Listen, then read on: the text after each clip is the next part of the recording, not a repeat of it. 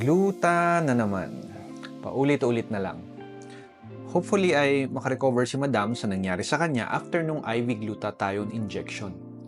Again, isang friendly reminder na hindi FDA approved ang paggamit ng IV glutathione bilang pampaputi. Wala itong sapat na ebidensya na ito ay effective. Sinabi na rin yan ng Philippine Dermatological Association dati pa.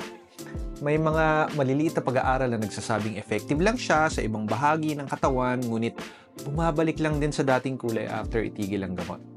Take note na napakaliit ng mga trial sizes para sabihin na effective talaga siya bilang pampaputi sa maraming tao. Bukod dito, hindi lahat ng IV gluta ay pare-pareho. Yung iba ay may kahalong ingredients, ibig sabihin hindi purong IV gluta. Itong mga ingredients na ito ay maaaring magdulot ng allergic reaction. May ibang treatment na naglalagay ng vitamin C plus glutathione at ito ay isang recipe para magkaroon ng kidney stones. Siyempre, nandyan din yung risk of infection tuwing mag-i-inject ng gamot sa ugat.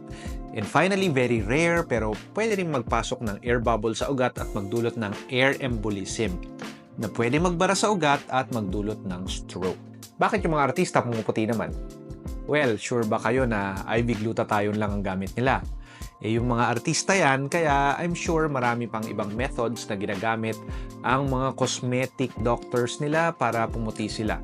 Of course, yung iba likas ng puti naman nung simula pa lang. Kung hindi FDA approved, bakit marami pa rin clinics ang gumagawa nito? Hindi ko rin alam. Baka kasi mahina yung provision sa batas. Also, maraming clinics na nakarehistro as clinics pero hindi naman lisensyadong magbigay ng mga gamot through IV pero patago nilang ginagawa. So, ayun. Malaki na kayo. Kung gusto nyo pa rin sumugal sa IV glutathione, go lang. Sana lang ay huwag pagsisihan sa bandang huli kapag nagkaroon ng complications.